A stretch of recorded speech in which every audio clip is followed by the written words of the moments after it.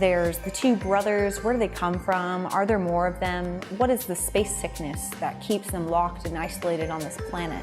Does that apply to all Cyclopses? You know, that's a great question. I've been asking my representatives for years, but nobody's been able to give me a straight answer. Hey everybody, this week we got some big Risk of Rain news, including a mysterious egg, more information on the next DLC, as well as a free content update coming to all platforms. A couple weeks ago, Risk of Rain tweeted out about the Triple I Initiative showcase on April 10th, which is basically a Nintendo Direct for a bunch of indie games. All the tweet said was Risk of Rain 2 would be featured. Skip to a couple days ago, and we got this cryptic tweet that's a 15-second video with an egg on Sky Meadow. Now, there's a couple interesting things about this video. For one, the audio is a really distorted synthesizer.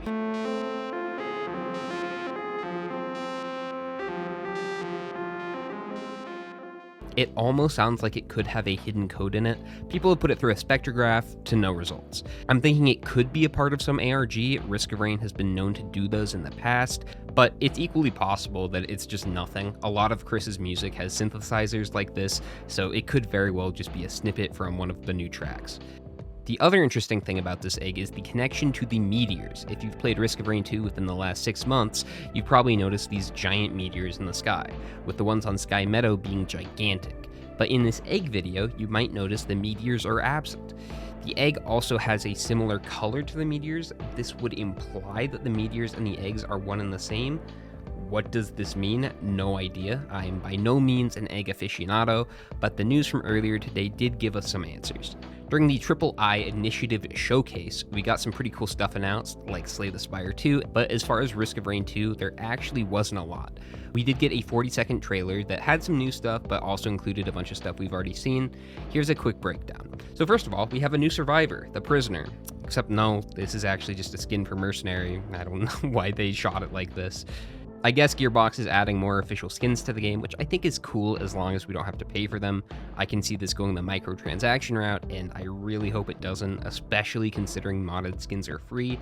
But in this case, Prisoner is a part of a free content update. This is actually part of a collaboration with another roguelike game, Dead Cells. Also included in this update is Verdant Falls, a map we got a pretty good look at back in November. We initially assumed it was going to be released with the DLC, but it seems like we're going to get it a bit early.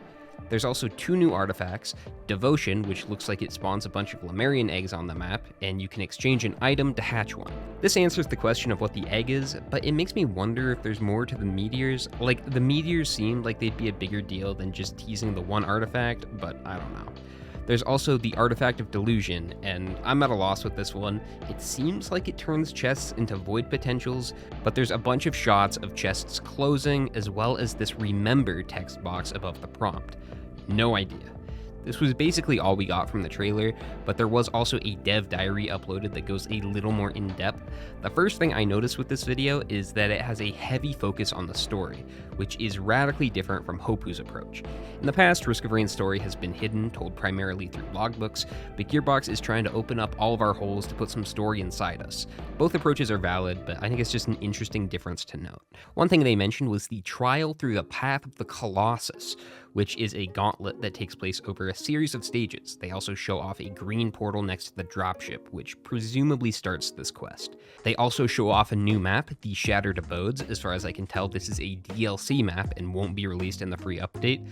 Kind of confusing how they decided to announce this, but whatever. This map is incredibly open. It's a rundown stronghold with a crater in the middle. Interesting to note that this crater has a bunch of crystals growing out of it. Not to go too tinfoil hat here, but maybe this crater is connected to the meteor? Seems plausible. I don't know, I think I'm going insane. They showed off a new enemy type, the Child, which is an enemy from the first game. Side note, I really love this run animation. The last thing they went over was changes to looping. Back in November, they showed off different aesthetic variants of Verdant Falls at different times of day. Pretty cool, but according to this video, alternate variants will only be accessible on loop, with not only different backdrops, but new paths as well for replayability. I'm pretty torn on this. On one hand, I like the idea of adding new paths for loop, but as someone who never loops, I really wish they wouldn't lock the different stage aesthetics behind this. It just seems unnecessary and counter to the idea of trying to spice things up.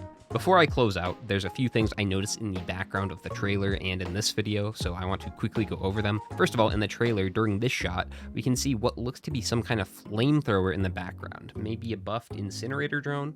There's also something interesting going on here with the golem on the right. It looks like there's a blue effect and then an orange one, but it's too low quality to speculate. In the very next shot, we can see what looks to be an exploding cloud. We don't see a lot here, but I'm guessing this is a new enemy type because it looks like there is a mercenary attacking it. It's only a few frames, so I'm probably way off base, but it does look interesting. And then in the dev diary, I noticed a few interesting details involving crystals. In this first shot of Titanic Plains, you can see what looks to be a crystal penis up on this ledge. This is not here normally. And then again at the end, when they pan over the new stage, we can see the crystal penis again, but it disappears when switching over to the night variant. At first, I wondered if this was possibly an alternate dropship for a new survivor, like how Acrid spawns in a circle or Void Fiend comes out of a pod. But this is not a dropship location on Titanic Plains, so unless they made that a spawn point, I don't think this is the case. But let me know in the comments if you have any theories on what this might be. That's about it for the official announcements. We don't yet have a release date for either the update or the DLC. They hit us with the dreaded coming soon, which really could mean anything coming from these guys. Survivors of the Void on console was coming soon for a year and a half. If you want my opinion, I think the fact we're getting a free update means the DLC is a long way off, probably not even this year. It's awesome that we're getting free content, but if you're comparing this to previous content updates, it does feel pretty lackluster. 2 artifacts, a skin, and a map feels really meager. Usually we get some new items and enemies in there as well.